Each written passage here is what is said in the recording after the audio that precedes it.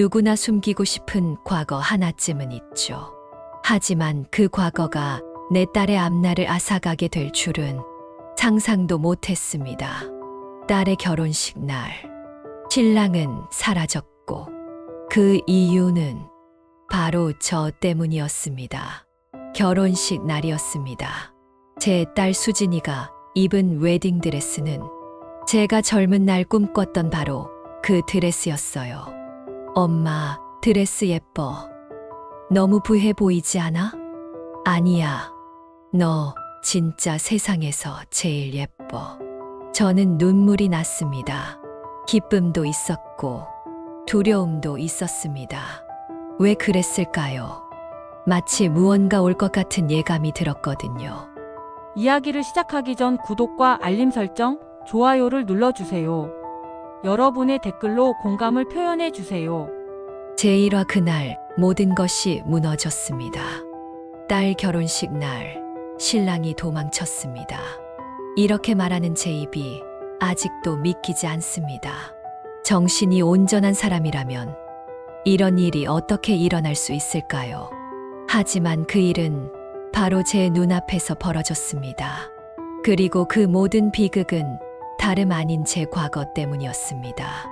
딸, 수진이의 결혼식 날이었어요. 그 아이가 입은 드레스는 제가 젊은 날 꿈꾸던 그 모습 그대로였죠. 20살 때부터 혼자 아이를 키우며 견뎌온 시간들. 그 모든 고생 끝에 저는 이 날만을 기다려왔습니다. 엄마, 나 예뻐. 수진이가 빙그레 웃으며 물었습니다. 눈에 눈물이 고였지만 저는 꾹 눌러 삼켰습니다. 응, 우리 딸. 세상에서 제일 예쁘다. 그 순간 제 가슴은 이상하게 먹먹했어요. 기쁜 날인데 어디선가 싸한 기운이 감돌았습니다. 예식장엔 하객들이 하나둘씩 도착하기 시작했고 사회자는 대기실을 오가며 리허설을 준비했죠. 신랑 측 하객들도 자리를 잡고 있었습니다. 문제는 정작 신랑이 보이지 않는다는 것이었습니다. 아직 안 왔다고? 화장실에 갔다는 것 같던데요. 시간 다 됐는데 어디 간 거야? 1시 45분. 결혼식은 2시 시작 예정이었는데 신랑 장현우는 나타나지 않았습니다.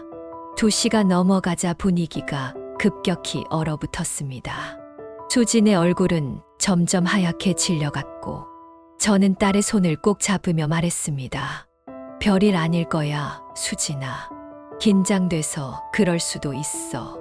하지만 제 가슴 한켠에선 무언가 알 수 없는 불안이 꿈틀거리기 시작했습니다. 그리고 2시 15분 사회자가 조심스럽게 마이크를 잡고 말했습니다. 죄송합니다. 신랑 측 사정으로 인해 오늘 결혼식은 잠시 연기되겠습니다. 순간 예식장은 숨이 멎은 듯 조용해졌습니다. 하객들이 웅성거리기 시작했고 신랑 측 가족은 당황했고 저는 머릿속이 하얘졌습니다. 그로부터 1시간 후 수진은 결국 드레스를 입은 채로 대기실에서 쓰러졌습니다. 사람들이 몰려들었고 저는 말없이 울고 있는 딸을 끌어안았습니다. 그날 밤 신랑 장현우가 수진에게 보낸 메시지 한 통이 도착했습니다. 수진아, 미안해. 널 정말 사랑했어. 하지만 내 어머니에 대해 알게 된 뒤로는 아무 일도 없었던 척할 수가 없었어. 그 문장을 읽는 순간 저는 주저앉고 말았습니다. 30년 전 제가 숨겨왔던 과거, 아무에게도 말하지 않았던 이야기, 그게 결국 돌아온 겁니다. 누군가 제 과거를 알고 있었습니다. 그리고 그것을 신랑에게 흘린 사람이 있습니다. 결혼식은 그렇게 끝났습니다. 하객들도 하나둘 떠났고 제 인생에 가장 행복할 줄 알았던 하루는 딸의 눈물과 함께 무너졌습니다. 남편 정우 씨는 저를 정면으로 바라보며 말했습니다. 당신 나한테 뭐 숨긴 거 있어? 저는 그날 아무 말도 할 수 없었습니다. 말해봤자 무너질 게 뻔했으니까요. 하지만 알았습니다. 이제 더는 숨길 수 없다는 것을. 이제는 말해야겠어요. 제가 누구였고 무엇을 숨겼는지, 그 아이가 누구였고 왜 그렇게 살 수밖에 없었는지를. 제2화 편지 한 통, 그리고 숨겨진 아이. 그 일이 있고 며칠 뒤 수진의 방은 무덤처럼 조용했습니다. 밥도 제대로 먹지 않고 친구들 연락도 피하고 휴대폰은 꺼놓은 채 하루 종일 창밖만 바라봤습니다. 그 아이가 한순간에 무너졌습니다. 그 밝던 웃음, 생기 넘치던 말투, 다 사라졌죠. 저는 멀리서 바라보며 말했습니다. 엄마가 내 앞날을 망쳤구나. 미안하다, 수진아. 하지만 그보다 더 저를 괴롭힌 건 그 메시지를 보낸 장현우가 어떤 사실을 알고 그렇게 도망쳤느냐는 겁니다.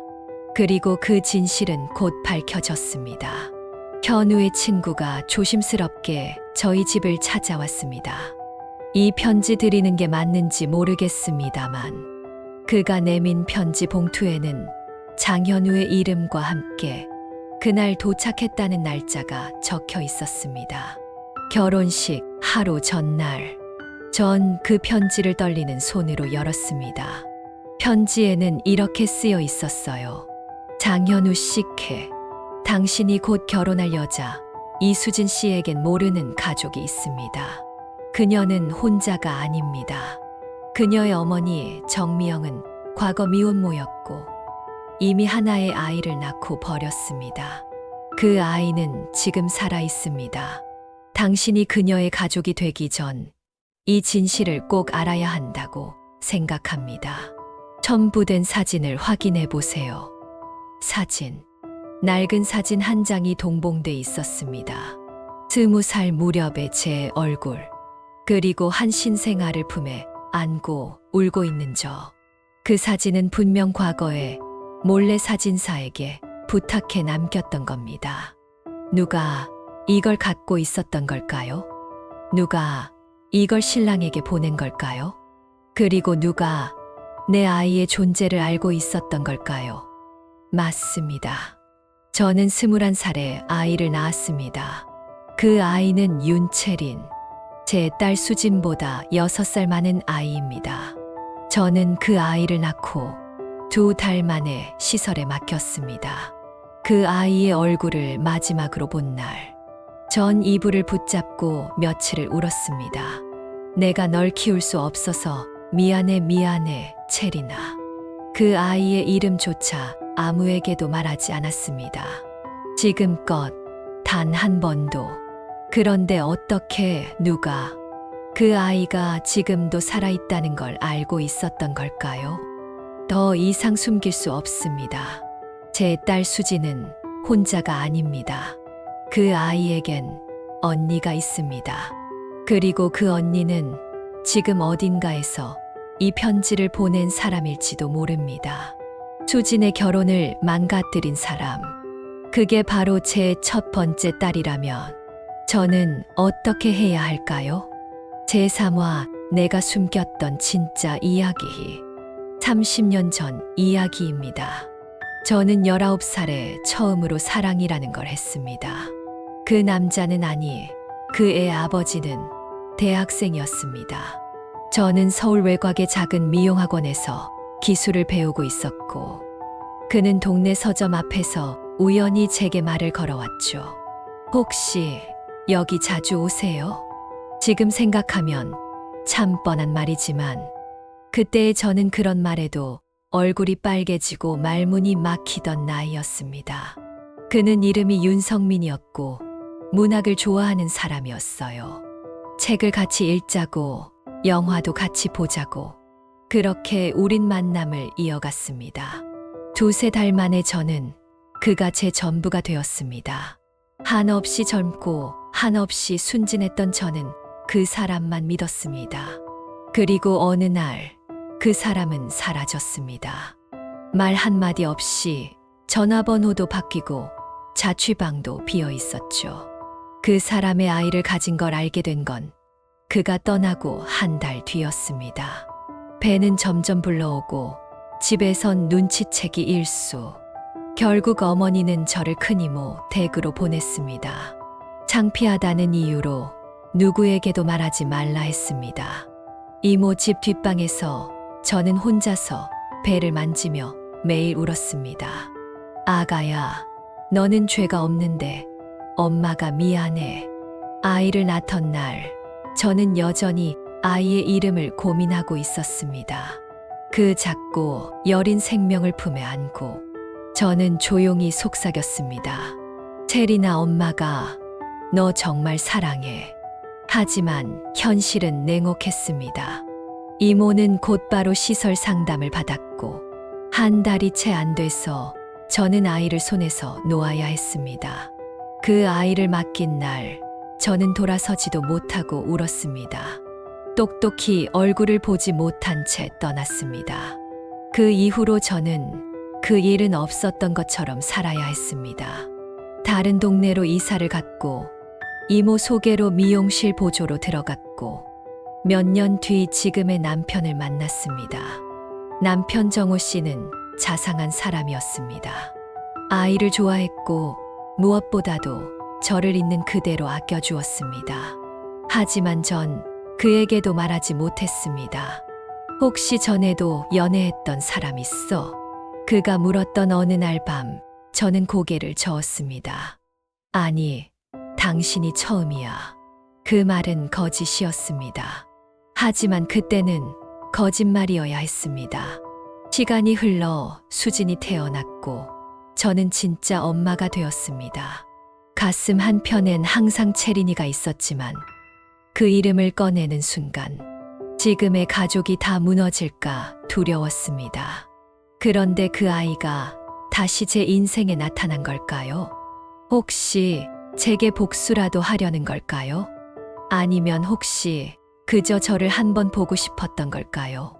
이제 저는 그 아이를 찾아야 합니다. 윤채린, 내 첫 번째 아이, 내 가슴에 묻어둔 딸. 그 아이가 지금 어디에 있는지, 그리고 정말 그 아이가 이 모든 걸 꾸민 장본인인지, 그 진실을 알아야만 수진에게도 제 자신에게도 다시 용서받을 수 있을 것 같았습니다. 다음 화에선 그 아이를 찾아갑니다. 제사화 그 아이를 찾아야 해요. 윤채린, 내 첫 번째 딸. 그 이름을 입에 올리는 것조차 조심스러웠습니다. 30년 전 그 아이를 보육시설에 맡기고 돌아선 뒤로 단 한 번도 찾지 않았습니다. 아니, 찾을 용기가 없었습니다. 하지만 이제는 달랐습니다. 누군가 그 아이의 존재를 알고 있었고 그 아이 혹은 그 아이와 가까운 누군가가 수진의 결혼을 무너뜨렸습니다. 저는 처음으로 다시 그 시설을 찾았습니다. 안녕하세요. 혹시 1995년에 있던 아이 윤채린에 대한 기록이 남아 있을까요? 보육원의 원장은 조심스럽게 제 얼굴을 살펴보며 말했습니다. 당시 자료는 오래돼서 대부분 폐기됐지만 잠시만요. 오랜 시간 뒤 그는 한 장의 문서를 내밀었습니다. 이 아이 맞나요? 그 사진 속에는 초등학생쯤 되어 보이는 아이가 검은색 머리를 단정하게 묶은 채 카메라를 바라보고 있었습니다. 눈동자. 그 눈이 제 눈과 너무도 닮아 있었습니다. 네, 맞아요. 제 아이예요. 그는 조용히 고개를 끄덕였습니다. 이 아이는 중학교 2학년 때 가정위탁으로 옮겨졌습니다. 그리고 고등학교 졸업 후엔 연락이 끊겼어요. 혹시 위탁 가정의 정보를 알 수 있을까요? 죄송합니다.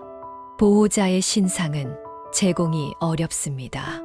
저는 간곡히 부탁드렸고 결국 원장은 메모지 한 장을 슬쩍 제게 건넸습니다.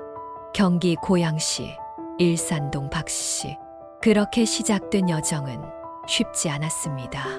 주소지는 이미 폐가가 되어 있었고 그 동네 이웃에게 물어 찾아간 작은 미용실에서 저는 그 이름을 다시 들을 수 있었습니다. 채린이요? 아, 윤채린 작가님 말씀하시는 건가요? 작가. 순간 가슴이 덜컥 내려앉았습니다. 혹시 방송 작가인가요? 네, 뉴스나 다큐멘터리도 쓰시고 최근엔 사람 사는 이야기 인터뷰도 하시고요.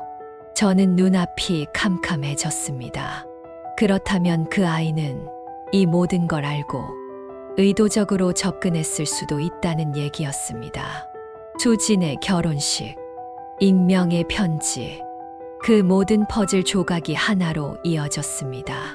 그날 밤 저는 채린이라는 이름을 검색창에 올렸습니다. 윤채린. 그리고 사진 하나가 떠올랐습니다. 수진의 결혼식 날 처음 보는 여자가 멀리서 우리를 바라보고 있었어요. 어딘가 익숙한 눈빛. 낯설지만 낯설지 않은 그 얼굴. 그 여자가 바로 내 딸이었다면? 그 아이는 어머니인 나를 알아봤지만 나는 세월에 묻혀 그 아이를 못 알아봤던 걸까요? 밤새 잠을 이루지 못했습니다. 이젠 더 이상 피할 수 없습니다. 그 아이를 찾아가야 합니다. 직접 만나서 물어야만 합니다. 왜 이런 일을 벌였는지, 왜 지금 우리 앞에 나타난 건지, 그리고 혹시 여전히 나를 엄마라고 불러줄 수 있는지. 재호와 당신이 왜 내 앞에 나타났나요? 나는 서울 마포구에 있는 한 독립출판 서점 2층 카페에 앉아 있었다. 윤채린 작가, 그 이름으로 주최된 작은 북토크가 곧 시작될 예정이었다. 떨리는 손으로 커피를 들고 목을 죽여봤지만 아무 소용 없었다. 손끝부터 심장까지 저릿저릿한 긴장감이 뻗쳐왔다. 그리고 그 순간 문이 열리고 그녀가 들어왔다. 단정한 셔츠에 짙은 남색 재킷, 짧게 자른 단발머리, 크지 않은 키, 하지만 당당하고 묵직한 눈빛. 나는 한눈에 알아보았다. 그 아이였다. 세월이 흘러도 지워지지 않는 눈동자. 처음 안아줬던 날, 내 품에서 작게 울던 그 아이. 그녀는 내 딸이었다. 북토크가 끝난 뒤 나는 조심스럽게 다가갔다. 채린 씨 맞죠? 그녀는 살짝 고개를 돌렸다. 그리고 나를 한참 동안 바라봤다. 그 눈빛 속엔 놀람도, 반가움도, 분노도, 어떤 감정도 없었다. 그저 깊고 조용한 침묵뿐이었다. 혹시 잠깐 이야기 나눌 수 있을까요? 그녀는 말없이 고개를 끄덕였다. 우리는 근처 작은 공원 벤치에 나란히 앉았다. 햇살이 은은하게 비치고 있었지만 공기 속엔 차가운 긴장감이 가득했다. 내가 채린이를 너를 찾고 있었어. 그녀는 고개를 돌리지 않았다. 그저 앞만 보며 조용히 입을 열었다. 30년 만이죠. 그 한마디에 나는 아무 말도 할 수 없었다. 그날 엄마가 저를 놓고 간 날 이후로 내 이름을 불러주는 사람은 없었어요. 숨이 멎는 줄 알았다. 그녀는 나를 보지 않은 채 계속 말했다. 시설에서 초등학교까지 있었고, 위탁가정에선 애처럼 군다고 맞았고, 학교에선 까칠한 애라는 소리 들었어요. 나는 손을 모은 채 입술을 떨고 있었다. 엄마가 날 버린 이유 이해하고 싶었어요. 정말. 그래서 대학 가서 사회복지 공부했고, 보육원 취재도 다녔고, 다큐도 만들었어요. 그중 하나가 버려진 이름들이라는 프로그램이었어요. 그걸 보면서 나를 버린 수많은 엄마들을 이해하려고 했어요. 그 순간 그녀는 내 눈을 똑바로 바라보았다. 하지만 이상하죠. 이해한다고 말하면서 정작 제 엄마는 만나고 싶지 않았어요. 나는 무너지는 심정으로 고개를 떨궜다. 그런데 왜 수진이 결혼식에? 그녀는 입꼬리를 살짝 비튼 듯한 미소를 지었다. 알아보고 싶었어요. 엄마가 어떤 삶을 살았는지, 내가 왜 버려졌는지, 그래서 편지 보낸 거니? 그녀는 대답하지 않았다. 대신 작은 한숨을 내쉬며 말했다. 그날 엄마는 저를 못 알아봤죠. 체리나 미안해, 정말 미안해. 나는 울며 손을 내밀었지만 그녀는 가볍게 몸을 피했다. 그 말 너무 늦었어요. 그녀의 눈엔 눈물이 고여 있었지만 단 한 방울도 흘리지 않았다. 저 이제 가볼게요. 그녀는 일어나 가방을 메고 조용히 걸어갔다. 나는 벤치에 혼자 앉아 있었다. 30년 전 보육원 앞에서 돌아서던 그날처럼 이번엔 내 등을 보이며 떠나는 아이를 그저 바라보기만 할 뿐이었다. 엄마라는 말 듣지 못했다. 하지만 나는 기다릴 것이다. 다시 만나게 되는 날까지, 그 아이가 용서할 수 있는 날까지. 제육화 가족 앞에서 꺼낸 진실. 그날 밤 나는 아무것도 먹지 못한 채 거실 소파에 앉아 있었다. 딸 수지는 방에서 나오지 않았고 남편 정호는 내 눈을 피하고만 있었다. 결혼식 이후 우리 집엔 말이 없었다. 침묵만이 공기를 무겁게 짓눌렀다. 그러다 문득 정호가 조용히 내 앞에 앉았다. 그는 나를 정면으로 바라봤다. 이제는 말해줘. 당신 과거에 무슨 일이 있었던 거야? 나는 손을 꽉 쥐었다. 풀기를 반복하며 입을 열었다. 정호 씨, 미안해요. 그동안 숨긴 게 있어요. 나는 천천히 조심스럽게 30년 전의 이야기를 꺼냈다. 19살의 사랑에 빠졌고 아이를 가졌고 결국 아이를 보육원에 맡기고 돌아서야 했던 그날까지. 정호는 처음엔 아무 말도 하지 않았다. 눈을 감고 긴 한숨을 내쉬더니 마침내 입을 열었다. 그 아이가 지금 나타난 거야? 나는 고개를 끄덕였다. 윤채린, 그 아이 우리 결혼식장에도 왔었어요. 그리고 아마 신랑에게 편지를 보낸 것도 그 아이일 거예요. 정호는 눈을 질끈 감았다. 그럼 수지는 그 아이와 이복 자매인 거고? 그래요. 당신이랑 결혼하기 전 내가 낳았던 아이예요. 수진이는 아무것도 몰랐어요.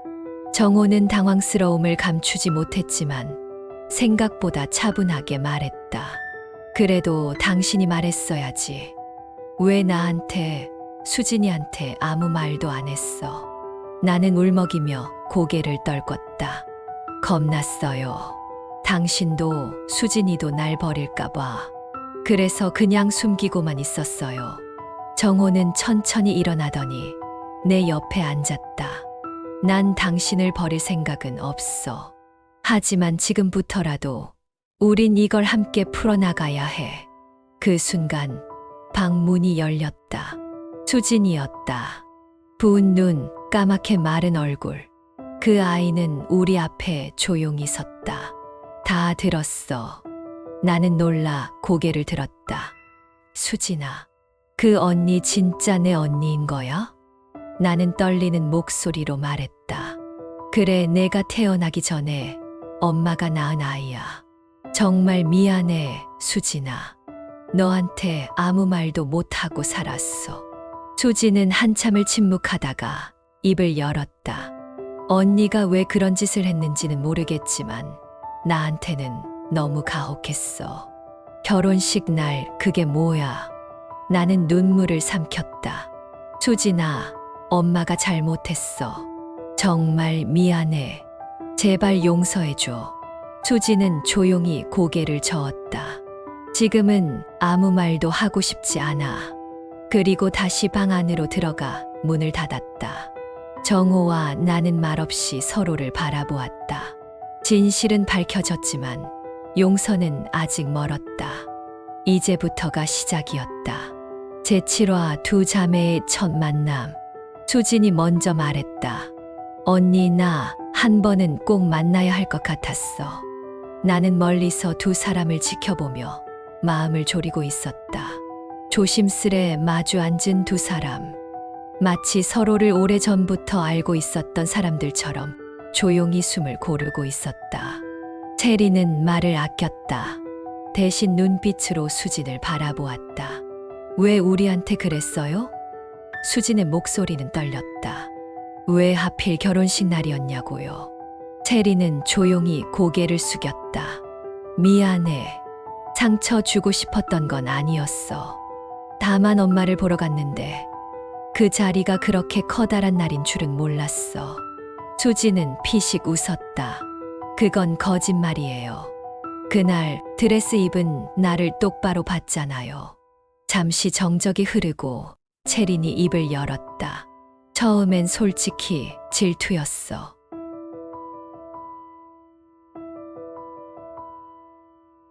진짜로. 나도 내가 이렇게까지 할 줄 몰랐어. 근데 결혼식 끝나고 돌아와서 계속 생각났어. 내 표정이 내 마음속에서 떠나질 않더라. 두 사람은 말없이 마주 앉아 있었다. 그렇게 한참을 지나고 나서야 수진이 말했다. 나 한 번 더 만나줄 수 있어요? 체리는 눈을 피하지 않았다. 응, 나도 그러고 싶었어. 그날 두 자매는 그렇게 조금씩 다가가기 시작했다. 완벽한 화해는 아니었지만 첫 단추는 꿰어진 셈이었다. 나는 그 모습을 멀리서 바라보며 속으로 속삭였다. 고맙다, 아이들아. 제8화 다시 우리라는 이름으로. 남편 정호는 그날따라 유난히 조용했다. 수진과 체린이 각자 방에 들어가고 나서도 그는 말이 없었다. 나는 조심스럽게 물었다. 여보, 무슨 생각해요? 그는 한참을 창밖을 보다 말했다. 우리 같이 밥 한 끼 해보는 거 어때? 밥이요? 그래. 5 식구가 된 셈인데 한 번쯤은 같은 식탁에 앉아야 하지 않겠어. 그 말에 나는 울컥했다. 가족이라 부르기엔 아직 멀었지만 그래도 누군가는 용기를 내야 한다고 생각했다. 다음 날 아침 정호는 수진과 체린에게 정식으로 이야기했다. 이번 주말 집에서 식사하자. 엄마가 준비할 거고 우린 그냥 같이 앉아서 밥만 먹자. 수진은 조용히 고개를 끄덕였고 체린도 짧게 네 하고 대답했다. 토요일 나는 서툴지만 최선을 다해 식탁을 차렸다. 된장찌개, 잡채, 갈비찜, 네 사람의 기호를 맞추느라 진땀을 뺐다. 식탁에 네 사람이 앉았다. 조용했다. 수저 소리만 들렸다. 하지만 그 침묵이 전처럼 불편하진 않았다. 정호가 먼저 말을 꺼냈다. 체리나 다큐멘터리 한다고 했지. 최근엔 어떤 주제 다뤘어? 체리는 놀란 듯 웃었다. 아, 예. 최근엔 청춘의 두 얼굴이라는 기획을 했어요. 대학생들의 이중생활에 관한 이야기였어요. 오, 재밌겠다. 수진이도 다큐 좋아하잖아. 수진은 체린을 보며 어색하게 웃었다. 네, 저도 그거 봤어요. 몰랐는데 언니가 만든 거였군요. 그 짧은 대화가 식탁 위의 공기를 조금 누그러뜨렸다. 나는 조심스레 말을 보탰다. 이렇게 내 식구가 한자리에 앉은 게 처음이네. 고마워, 와줘서. 수지는 말없이 고개를 끄덕였고 체리는 눈을 내리깔았다. 정호가 숟가락을 내려놓으며 말했다. 가족이 뭐 대단한 거겠어. 그저 같이 밥 먹고 안부 묻고 같이 늙어가는 거지. 그 말에 나는 눈물이 핑 돌았다. 수진도 체린도 그 말을 가슴에 새긴 듯 고개를 살짝 떨구었다. 밥 한 끼로 모든 게 회복되진 않겠지만 분명한 건 있었다. 우리의 시간은 지금 다시 시작되고 있다는 것. 제구화 바닷가에서 꺼내진 마음들, 강릉으로 향하는 길. 차 안은 조용했다. 수지는 창밖을 바라보았고 체리는 조용히 책을 읽고 있었다. 정호는 운전대를 잡고 묵묵히 길을 달렸다. 나만이 뒷좌석에서 이따금씩 아이들의 얼굴을 훔쳐보며 이 여정의 끝에 무엇이 있을지를 생각하고 있었다. 펜션에 도착하자 바닷바람이 세차게 불어왔다. 창문을 열자 파도 소리가 방 안 가득 번졌다. 우리는 말없이 짐을 풀었고 오후에는 근처 바닷가로 산책을 나섰다. 모래사장을 걷던 중 수진이 갑자기 발걸음을 멈췄다. 언니, 채린이 돌아보았다. 그날 솔직히 나 무너졌어. 채린은 조용히 고개를 끄덕였다. 알아. 미안해. 근데 지금 생각해보면 우리가 왜 이렇게까지 아파야 했는지 모르겠어. 엄마도 언니도 다 나름대로 힘들었겠지. 근데 왜 아무도 말 안 했어? 그 순간 나도 멈춰섰다. 정호 역시 발걸음을 멈추고 뒤를 돌아보았다. 채린이 입을 열었다. 말하고 싶었어. 근데 말할 타이밍이 너무 늦었어. 그래서 그냥 상처 주고 말았어. 수지는 바다를 바라보며 중얼거렸다. 나 언니랑 자매처럼 지낼 수 있을까?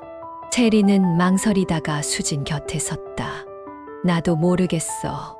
근데 나도 내가 동생이라는 게 싫진 않아. 나는 울컥해서 입을 틀어 막았다. 정호가 내 어깨를 다독였다. 그날 밤 펜션 거실에서 네 사람이 도란도란 앉아 도미노 게임을 했다. 어색한 웃음이 섞였고 작은 실수에 함께 웃기도 했다. 수진이 과자 하나를 채린 입에 쏙 넣어주었다. 언니, 이거 먹어봐. 이거 내 최애야. 채린은 어색하게 웃으며 받아 먹었다. 고마워. 그 작은 제스처 하나가 밤하늘의 별보다 더 빛나 보였다. 서툴고 어색하지만 우리는 조금씩, 정말 조금씩 서로에게 다가가고 있었다. 제10화 엄마라는 말, 다시 한번. 강릉 여행 마지막 날 아침, 나는 모두가 아직 잠든 틈을 타 조용히 마당에 나와 앉았다. 이슬 맺힌 나무 벤치 위 차가운 공기를 들이마시며 가슴 깊은 곳에서 무언가 올라오는 걸 느꼈다. 그동안 말하지 못한 것들, 용기 내지 못한 말들, 이젠 해야 할 때였다. 문이 열리는 소리가 들렸고 채린이 슬리퍼를 끌며 마당으로 나왔다. 나를 보더니 멈칫했다. 잠이 안 와서 나왔어요? 나는 작게 웃으며 고개를 끄덕였다. 너도. 그녀는 벤치 반대쪽에 앉았다. 바람이 불어 채린의 머리카락이 흔들렸다. 잠시 침묵이 흘렀다. 채린아. 그녀가 나를 바라보았다. 나는 한 단어, 그 한마디를 꺼내기까지 온몸이 떨렸지만 결국 입을 열었다. 엄마라고 한 번만 불러줄래? 그녀의 눈이 커졌다. 하지만 입은 굳게 다문 채 아무 말이 없었다. 나는 고개를 숙이며 말했다. 그동안 너를 외면하고 부정하고 숨기고 정말 미안해. 하루도 빠짐없이 생각 안 한 날이 없어.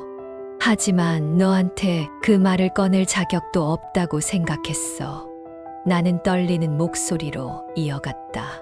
그래도 이제는 내 앞에 떳떳하게 서고 싶어. 그리고 엄마로 살고 싶어. 채린은 조용히 시선을 떨구었다. 손이 가늘게 떨리는 게 보였다. 그리고 아주 작게, 정말 작게. 엄마. 그 한마디에 나는 눈물이 왈칵 쏟아졌다. 그 이름을 듣는데 30년이 걸렸다. 나는 손을 뻗어 그녀의 손등을 조심스럽게 감쌌다. 그녀는 피하지 않았다. 그 순간 바람이 불어왔고 멀리서 파도 소리가 들려왔다. 그 소리가 마치 우리의 상처를 감싸주는 것 같았다. 그날 오후 우리는 함께 사진을 찍었다. 네 사람 모두가 한 프레임에 들어간 건 처음이었다. 사진 속 채리는 살짝 미소 짓고 있었고 수지는 그녀의 어깨에 자연스럽게 기대 있었다. 정호는 우리 셋을 바라보며 웃고 있었고 나는 카메라를 보며 조용히 속삭였다. 이제야 나로 살아가는 것 같구나.